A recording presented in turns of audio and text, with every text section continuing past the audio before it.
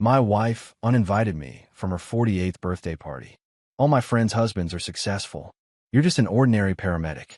I'm ashamed of you, she said. I walked away quietly. What she didn't know, I was documenting everything. And months later, when the governor called my name on stage, my name is Wade Carter. I'm 50 years old, and I've been a paramedic for 26 years. I've pulled people from wrecked cars, brought them back from overdoses, held pressure on wounds that would have killed them in minutes.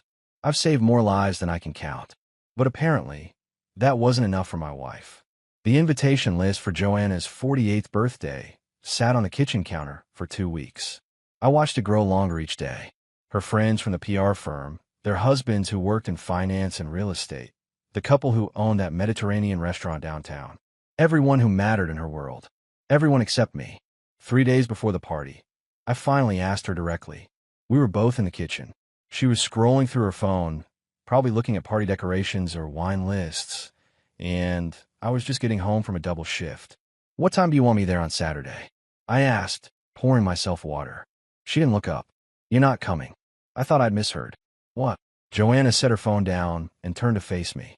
Her expression wasn't angry, which somehow made it worse. She looked tired, like I was a problem she'd been putting off dealing with. Wade, all my friends' husbands are successful, she said. Her voice was calm, measured. They're doctors, executives, business owners. You're just an ordinary paramedic.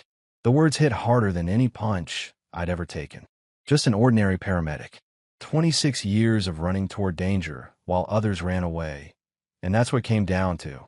I'm ashamed of you, she continued. I don't want to feel embarrassed on my own birthday. So it's better if you don't come. I stood there holding my glass of water, still in my work uniform that smelled faintly of antiseptic and emergency. My hands, which had been steady through countless crises, felt unsteady now. I see, I said quietly. Thank you for understanding, Joanna replied, picking her phone back up like we'd just discussed weekend errands. I didn't argue, didn't beg. What would be the point? You can't force someone to value what you do, to see worth in saving strangers' lives when it doesn't come with a corner office or a six-figure salary. That night, I slept on the couch. Not because she asked, but because lying next to someone who's ashamed of you felt worse than sleeping alone. Saturday came. I watched Joanna get ready, choosing a burgundy dress that probably cost more than I made in a week. She checked her makeup 3 times, adjusted her necklace, sprayed perfume that filled our bedroom with something expensive and floral. You'll be okay here? She asked, grabbing her clutch. I'll be fine, I said. She kissed my cheek quickly, already mentally at the party, and walked out. I listened to her car pull away, then sat in the silence of our house. The same house we bought 18 years ago when William was 8 and Lily was just a baby. Back when being a paramedic was something Joanna bragged about to her friends. Back when saving lives mattered more than impressing people at dinner parties. I opened my laptop and created a new folder. I named it simply, Documentation. Then I typed the date and a single line. Excluded from wife's birthday. Reason, career embarrassment. I didn't know yet where this would lead. I only knew one thing with absolute certainty. I would never again apologize for spending my life saving others. And if that made me an embarrassment, then maybe it was time to stop trying to fit into a world that didn't value what I did. The question wasn't whether I was enough. The question was whether I wanted to spend the rest of my life with someone who thought I wasn't. The morning after Joanna's birthday, she came downstairs humming. Actually humming, like nothing had happened. She poured herself coffee and scrolled through her phone, smiling at photos from the party. Everyone had such an amazing time, she said, not looking up. Brianna posted the most gorgeous group shot. You should see it. I was at the kitchen table, drinking my own coffee. I'm sure it's nice. She glanced at me then, picking up something in my tone. Don't be like that, Wade. Like what? I asked. Sulking, she said. We discussed this. You understood. I took a sip of coffee. I understood that you're embarrassed by what I do for a living. That's not quite the same as being okay with it. Joanna set her phone down with a sigh. You're being dramatic. This isn't personal. How is telling me you're ashamed of me not personal? She waved her hand dismissively. It's about optics, Wade. Perception. At our age, people expect a certain level of alignment. Alignment with what? I asked. Success, she said simply, like it was obvious. Before I could respond, my phone buzzed. It was William, our 26-year-old son. The text was brief. Can we talk? Coming over for lunch. William arrived around noon, still wearing his suit from whatever meeting he'd had that morning. He worked at Sterling Financial Group downtown, one of those firms where everyone wore expensive watches and talked about portfolios over martini lunches. He'd always been ambitious, like his mother. We sat in the living room. Joanna made sandwiches, playing the perfect hostess, though I noticed she kept checking her phone. So, William said, setting down his plate. Mom told me what happened with the birthday party. I looked at Joanna, who suddenly found her sandwich very interesting. She explained that you two are having some differences. William continued. His voice was careful, measured, about career expectations and lifestyle alignment. Career expectations, I repeated. Is that what we're calling it? William shifted uncomfortably. Dad, look, I respect what you do. I do. But Mom has a point. Those words hit harder than I expected. Go on. You've been a paramedic for, what, 26 years. Same position, same salary range. No upward mobility. He paused. Mom has worked really hard to build her career in PR. She networks, she maintains relationships. She's created a certain image for our family. And when your career doesn't match that level of ambition, it creates tension. Ambition, I said quietly. I save people's lives, William. I brought a 6-year-old back from cardiac arrest last week. Is that not ambitious enough? William looked uncomfortable. That's not what I meant. Then what did you mean? I asked. He hesitated, then said what he'd clearly come here to say. Mom's right, Dad. You could have done more. You could have become a supervisor, gone into hospital administration, gotten an advanced degree. Instead, you stayed in the field. You chose to stay small. Stayed small. My own son, saying those words to my face. I'm not trying to hurt you, William added quickly. But if you're honest with yourself, you know it's true. You settled, and now Mom's paying the price socially. Joanna reached over and touched William's hand. Thank you for being honest, sweetheart. Your father needs to hear this. I looked at both of them, sitting there united in their judgment of my choices. My wife, who I'd supported through graduate school while working double shifts.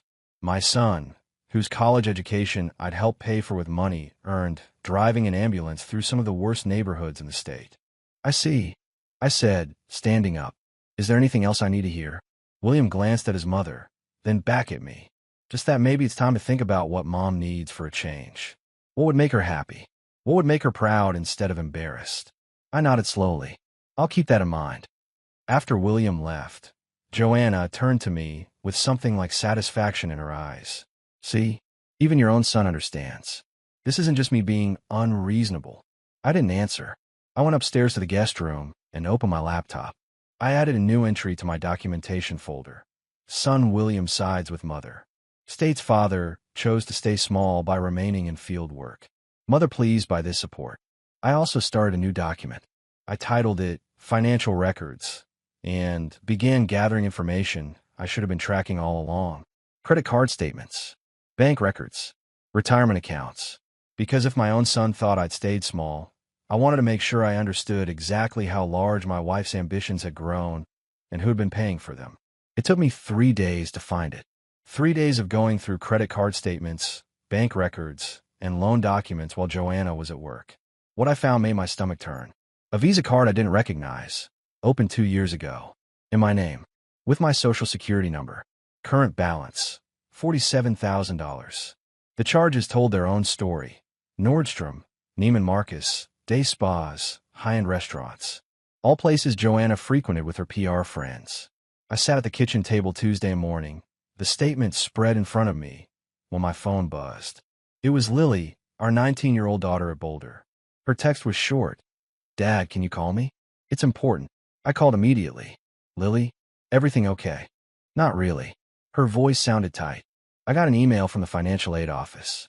They're saying there's an issue with my spring tuition payment. That the money from my college fund didn't come through. My blood went cold. What do you mean it didn't come through? The fund that you and Mom set up when I was born, Lily said. It was supposed to cover all 4 years. But they're saying the account's almost empty. Dad, there's only $8,000 left. There should be over $60,000. I closed my eyes. Let me look into this, sweetheart. Don't worry about it. After I hung up, I logged into the college savings account. Lily was right. The balance was $8,247. I pulled up the transaction history. Over the past 3 years, there had been regular withdrawals. $5,000 here, $7,500 there. Always transferred to an account I recognized. Joanna's personal checking. I downloaded everything, printed it, added it to my documentation folder. That evening, when Joanna came home, I was waiting in the living room with the credit card statement and the college fund records. "We need to talk," I said. She set down her bag, immediately defensive. "About what?" I held up the Visa statement. "About this credit card you opened in my name. The one with $47,000 in debt that I knew nothing about." Her face went pale, then flushed. "I can explain." "And this," I continued, holding up the college fund statements. "Lily's tuition money. The money we saved for 19 years. You've been taking it." "For what, Joanna?"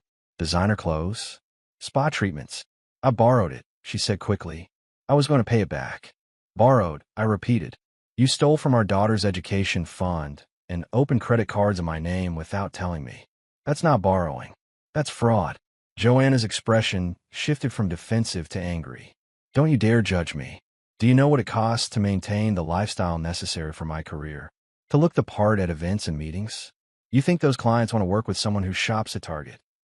"So you stole from Lily," I said flatly. "I invested in our family's future," she shot back. "In opportunities that your salary could never provide. Someone had to think bigger than just getting by month to month." "Getting by," I said quietly. "Is that what you call saving people's lives?"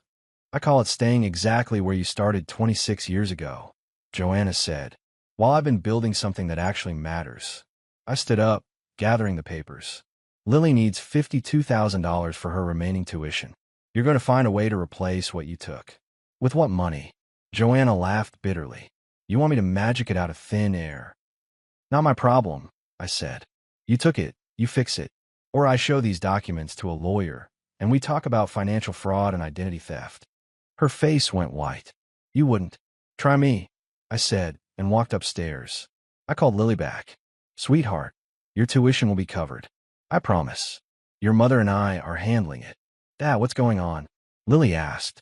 "Mom's been acting weird lately, and I saw her birthday photos on Instagram. You weren't in any of them."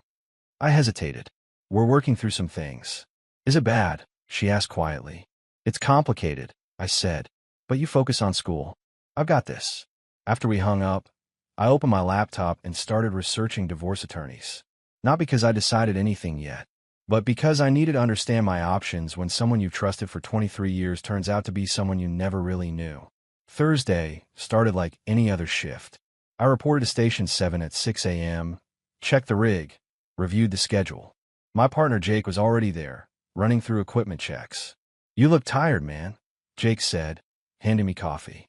"Long week," I replied. "Joanna is still giving you grief?"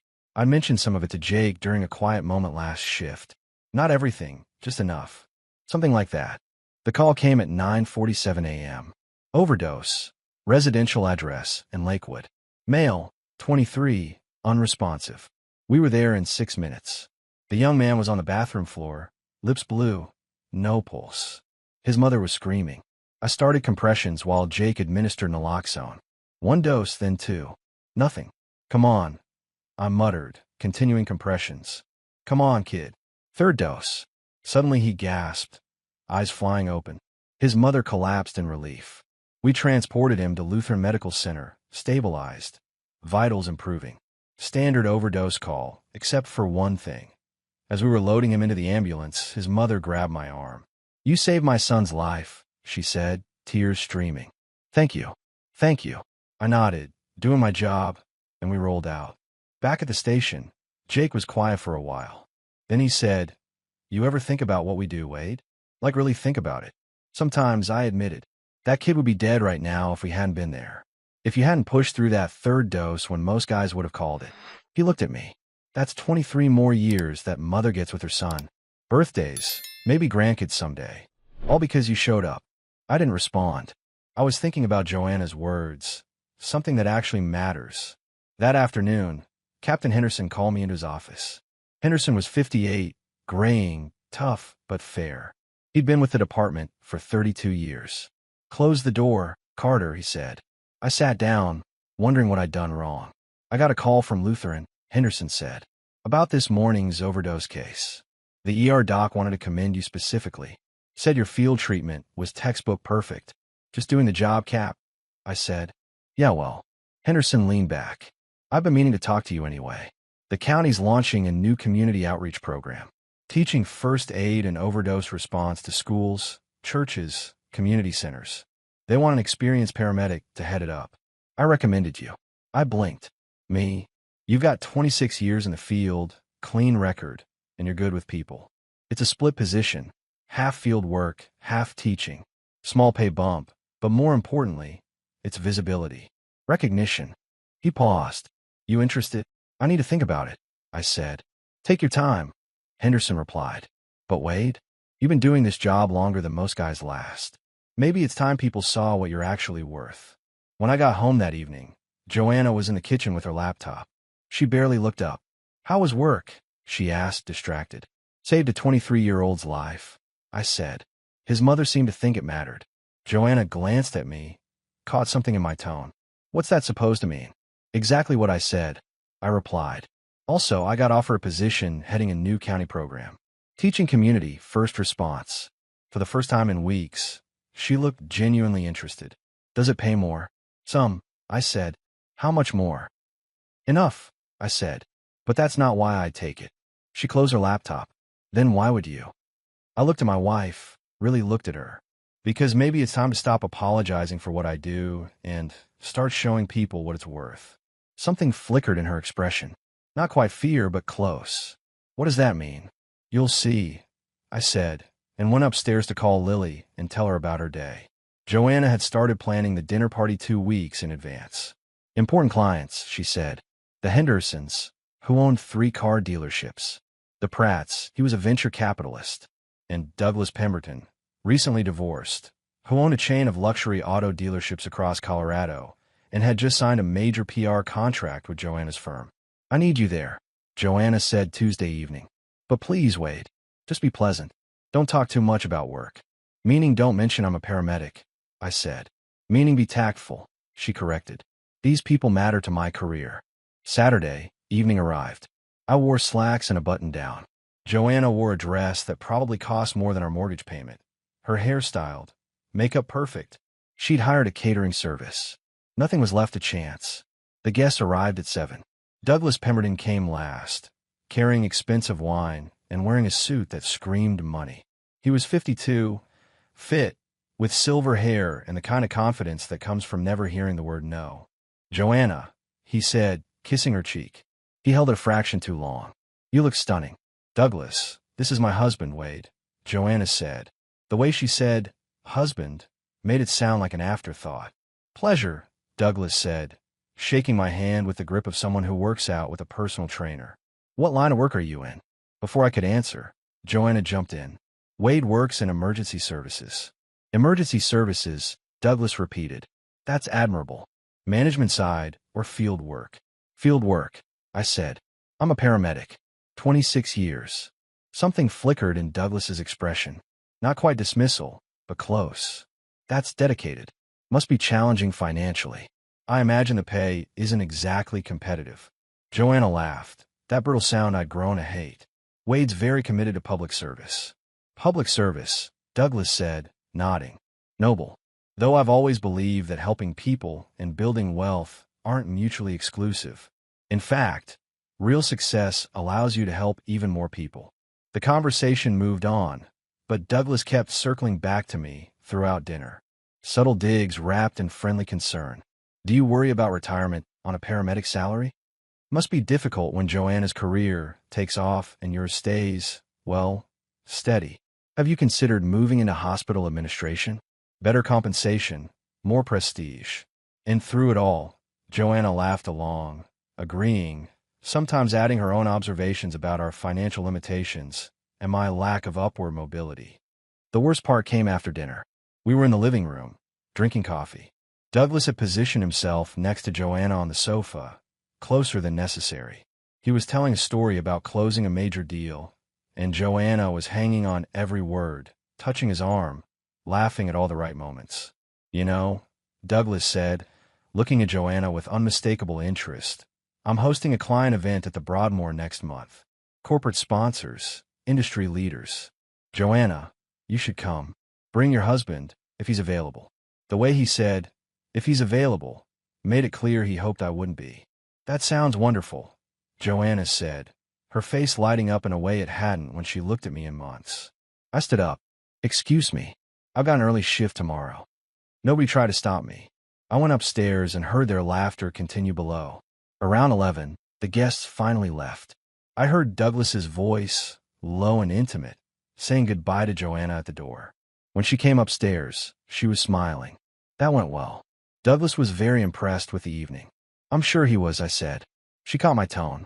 Don't start, Wade. Start what? Noticing that your client was all over you? That you encouraged it. He was being friendly, Joanna said. It's called networking. It's called something else, I replied. And you know it. You're being paranoid and jealous, she said. Douglas is a client. A very important client who could bring significant business to my firm. If you can't handle me having professional relationships with successful men, that's your insecurity, not my problem. She went into the bathroom and closed the door. I opened my laptop and added to my documentation folder. Wife openly flirted with wealthy client Douglas Pemberton in our home. Physical contact, excessive attention, invitation to exclusive event. Wife dismissive of concerns. I was building a case. I didn't know yet what I'd do with it. But every piece of evidence felt like ammunition I might need when this marriage finally stopped pretending to be something it wasn't. The letter arrived on a Tuesday. Official letterhead, County of Jefferson seal at the top. I opened it standing by the mailbox, still in my uniform after a night shift. Dear Mr. Carter, we are pleased to inform you that you have been selected to receive the Jefferson County Emergency Services Excellence Award for your 26 years of dedicated service and your recent role in establishing the Community First Response Education Program. I read it twice. The award ceremony would be held in 4 weeks at the County Administration Building. The governor would be presenting. Local media would be covering it. I called Captain Henderson. Cap, did you know about this? I may have written a recommendation letter, Henderson said, and I could hear the smile in his voice. Congratulations, Wade. It's well deserved. When I got home, Joanna was in the kitchen on a conference call. I waited until she finished, then showed her the letter. She read it, and for a moment, I saw something like surprise in her face, maybe even pride. Then it shifted into something else. Calculation. This is significant, she said slowly. The governor? Media coverage. Apparently, I replied. When is it? She asked. 4 weeks. Saturday evening. Joanna's mind was already working. I could see in her eyes the way she was processing this information, fitting it into whatever narrative she'd built about her life. I'll need to get a new dress, she said. Something appropriate for photographs. And we should think about who to invite. This could be excellent visibility. Visibility, I repeated. Wade, don't be obtuse. This is good for both of us. For once, your career is generating positive attention. We should maximize it. I stared at her. For once? You mean for the first time you're willing to acknowledge what I do? That's not what I said, Joanna replied, but her voice lacked conviction. You told me you were ashamed of me, I said quietly. You excluded me from your birthday because I'm just an ordinary paramedic. Now there's an award and suddenly you're interested. I'm trying to be supportive, she said. You're trying to manage your image, I corrected. There's a difference. She set the letter down. Fine, be bitter. But this award reflects on both of us, whether you like it or not. We're married. People will expect me to be there. Then you'll be there, I said. But don't pretend this changes anything between us. That afternoon, I got a call from the county PR office. They wanted to do a pre-ceremony interview, feature article in the local paper, maybe a brief TV segment. Standard publicity for award recipients. We'd love to include your family, the coordinator said. Wife, children. It makes for better human interest. I thought about Joanna's sudden interest, about William calling me small, about everything that had happened over the past months. Let me get back to you on that, I said. The article ran 2 weeks before the ceremony. They'd interviewed Henderson, included quotes from some of the people I'd treated over the years, featured statistics about the lives saved and the new education program I'd be heading. The headline read, Local Paramedic Honored for 26 Years of Life-Saving Service. Joanna saw it online before I did. When I got home, she had it pulled up on her laptop. "This is good press," she said. "Very good. I've already had 3 people from work mention it." "I'm glad your colleagues are impressed," I said flatly. "Wait, can we please move past this?" Joanna asked. I made some comments I shouldn't have. I was stressed. "But this award proves you've accomplished something meaningful. Can't we just enjoy this moment?" I looked at my wife, at the woman who'd spent months making me feel worthless, who'd stolen from our daughter, who'd flirted with another man in our living room. Now she wanted to share in recognition she'd spent years dismissing. "You can come to the ceremony," I said. "But understand something, Joanna. This award isn't redemption for you. It's not proof that I was worth your time after all. It's recognition for work I've been doing all along, work you couldn't see the value in until someone else told you it mattered." Her face hardened. "I've always valued what you do." "No," I said. "You valued what you thought other people would think about what I do. There's a difference. And that's something you need to understand before the ceremony, because I won't let you rewrite history just because there are cameras present." I walked away, leaving her sitting there with the article still open on her screen, probably already planning what she'd wear and how she'd position herself in the photographs. Lily came home for spring break 2 weeks before the ceremony. She looked thinner than I remembered, stressed. She hugged me at the door, then pulled back to study my face. "Dad, you look tired," she said. "Long couple of months," I admitted. "Where's Mom?" she asked. "At the office. Working late." "Again?" Lily set her bag down. "Dad, what's really going on? You guys aren't even trying to hide it anymore." I didn't want to burden her with this. But she was 19, not a child. She deserved some version of the truth. "Your mother and I are having some serious problems," I said. "Money problems, respect problems. We're working through it." "Working through it," Lily repeated. "Dad, she didn't invite you to her birthday. That's not working through anything. That's giving up."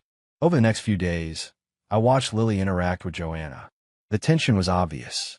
At dinner Wednesday night, Joanna mentioned the upcoming award ceremony. "It'll be nice to have the family together," Joanna said. "William's coming too. We should take some photos, make it a real occasion." "For your social media," Lily said quietly. Joanna's fork paused halfway to her mouth. "Excuse me. You're excited about Dad's award because it makes you look good," Lily continued.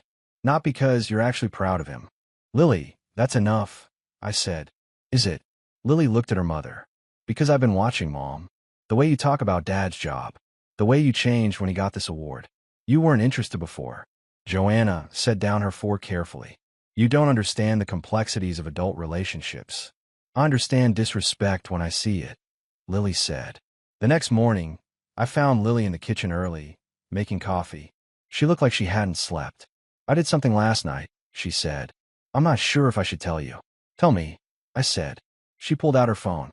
Mom was on the phone in her bedroom. I heard her through the door. She was talking to someone, laughing. I recorded it.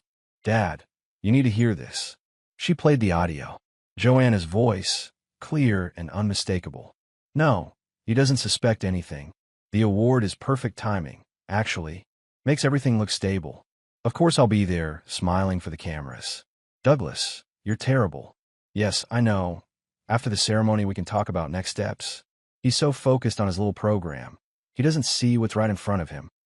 The recording was 4 minutes long. Joanna discussing Douglas Pemberton, talking about next steps, laughing about my obliviousness, planning something that involved waiting until after the ceremony to make changes. I felt sick. "Dad," Lily said, tears in her eyes. "I'm so sorry. I didn't want it to be true." I pulled her into a hug. "You did the right thing telling me." "What are you going to do?" she asked. "I don't know yet," I admitted. "But Lily, I need you to send me that recording. And I need you to promise me something." "What?" "Don't tell your mother you have this." "Not yet." "Can you do that?" She nodded. "Dad, are you going to leave her?" I thought about it. "I'm going to do what's right. For me, for you, for our family. But on my terms, not hers." That afternoon, I met with an attorney.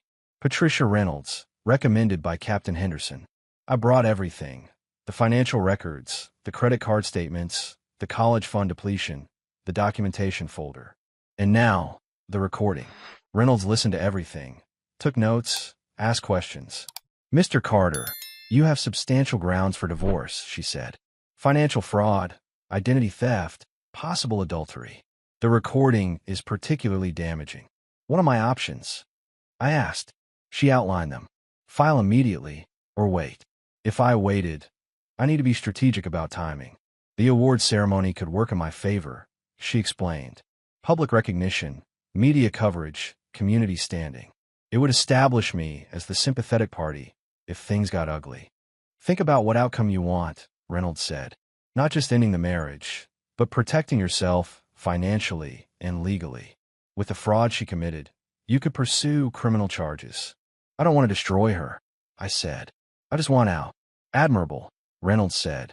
But don't let that nobility cost you what you're entitled to. She stole from your daughter's education. She committed fraud in your name. Those actions have consequences. I left her office with a strategy. Wait until after the ceremony. Let Joanna have her moment in the spotlight. Then, when she thought everything was settled, make my move. Not out of revenge, but out of necessity. Because I'd learned something important over these months. Dignity doesn't mean being a doormat.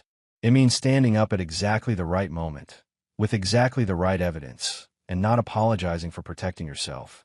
That night, I saved the recording to 3 different locations. Added it to my documentation folder. Sent a copy to my personal email.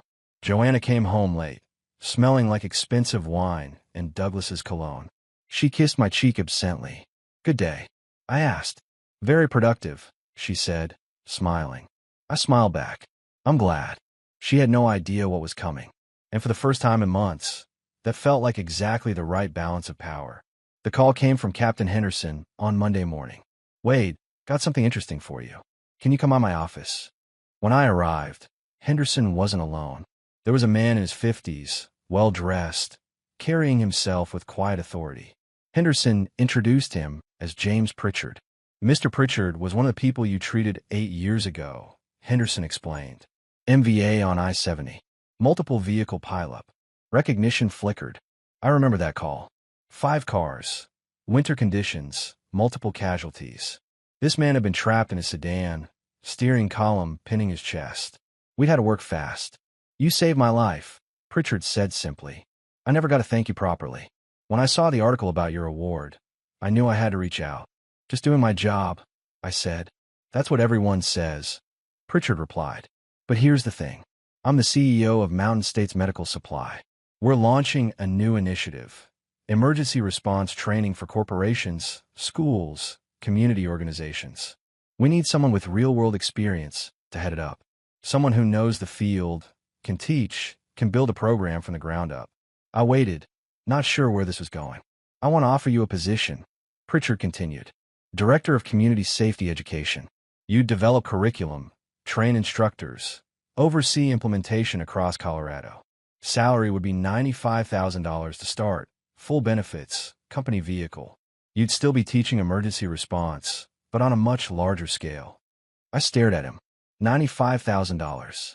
Nearly double what I made as a paramedic. I'd have to leave the ambulance, I said. You'd be expanding your impact, Pritchard corrected. Training hundreds of people who could save thousands of lives. Isn't that worth considering? Henderson spoke up. Wade, I told Mr. Pritchard you need time to think about it.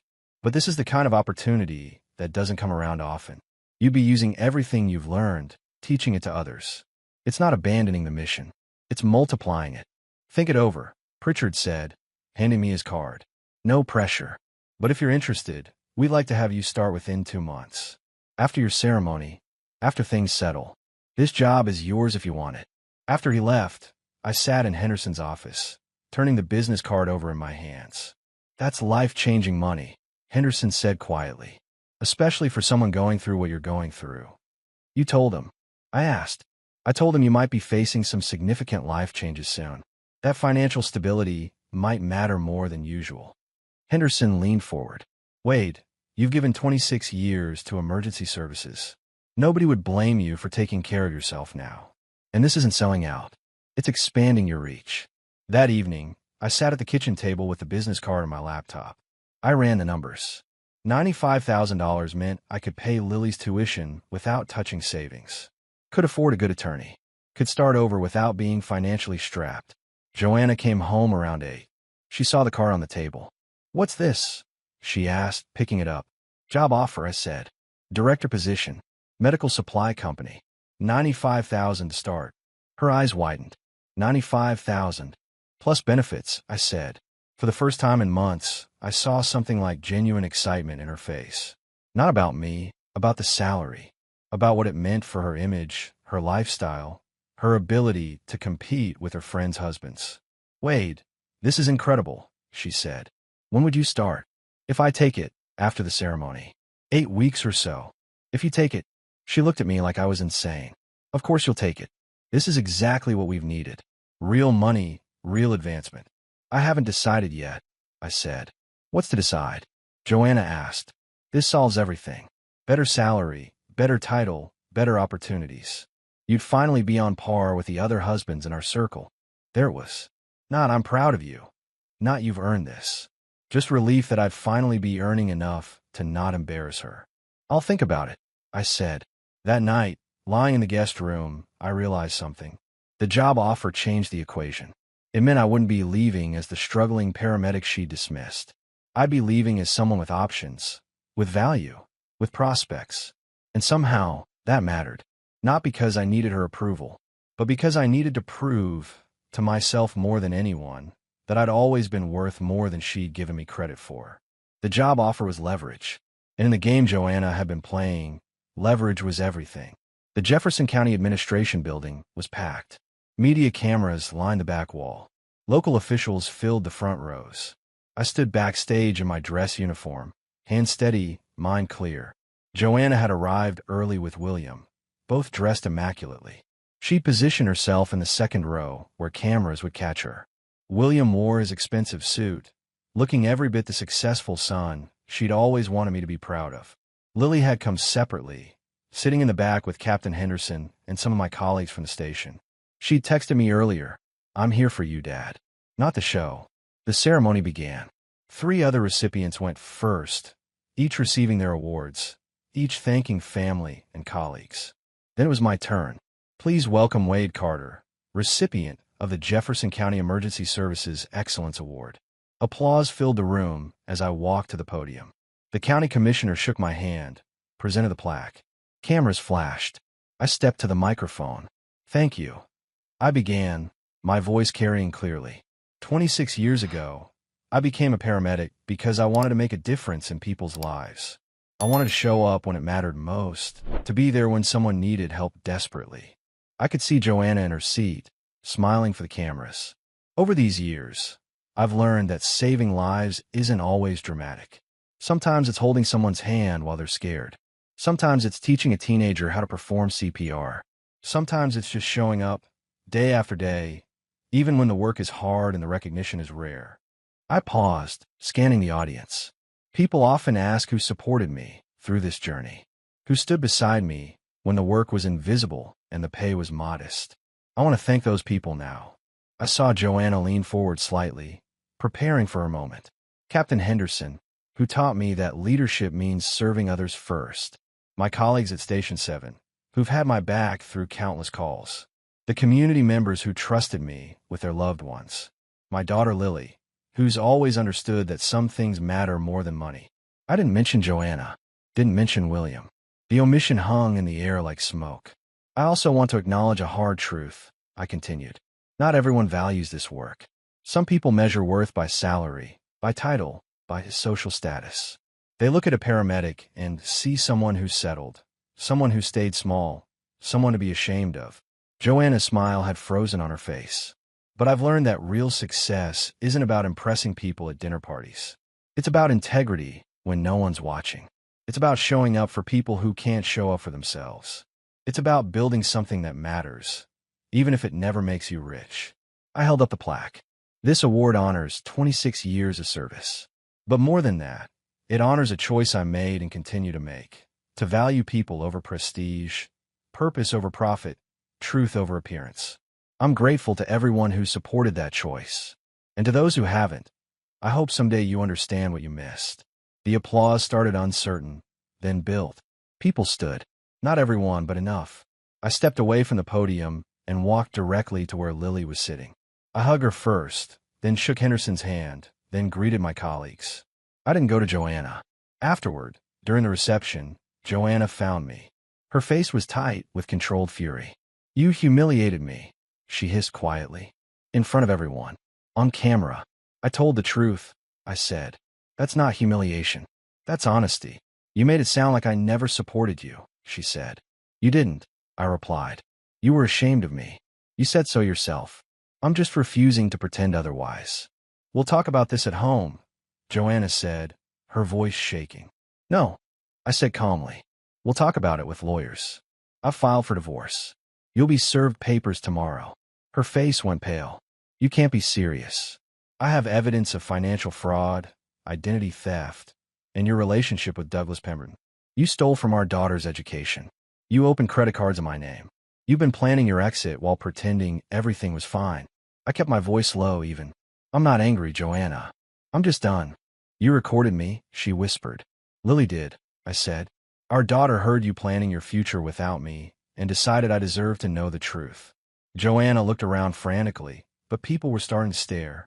We can discuss terms through our attorneys. I continued. I'm taking the job offer. I'm moving forward.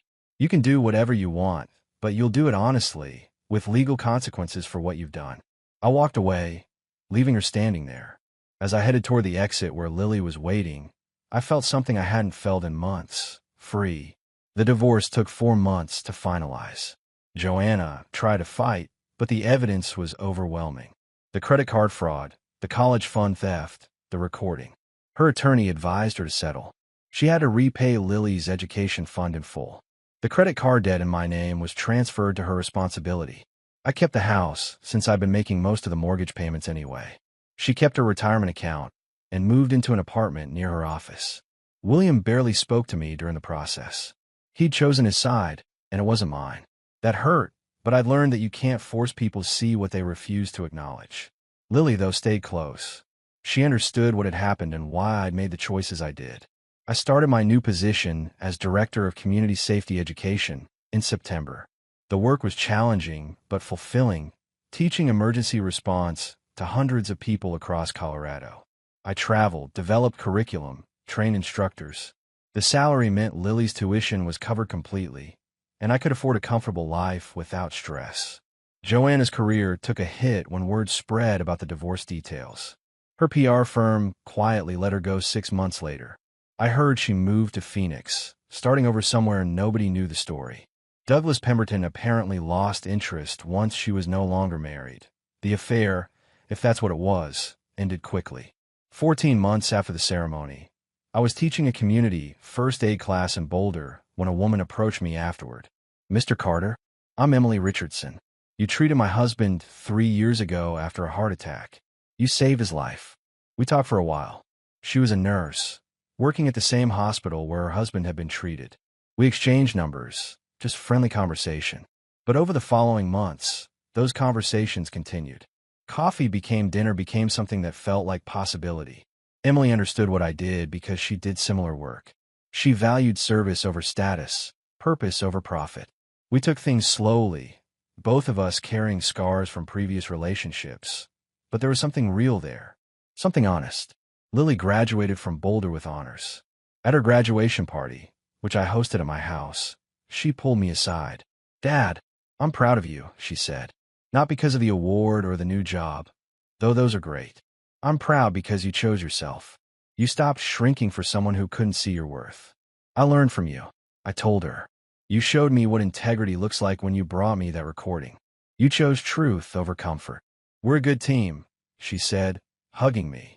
At 52, I'd learned something that took half a lifetime to understand. Your value doesn't depend on someone else's ability to recognize it. You can save 100 lives and still have people call you ordinary. You can build something meaningful and still have others dismiss it. But that says nothing about you and everything about them. I'd chosen to stop apologizing for who I was and what I valued. I'd chosen honesty over harmony, truth over tolerance. And in doing so, I found something better than approval. I'd found peace. Not just in my circumstances, but in myself. That was worth more than any ceremony, any award, any recognition. It was worth everything I'd fought to protect.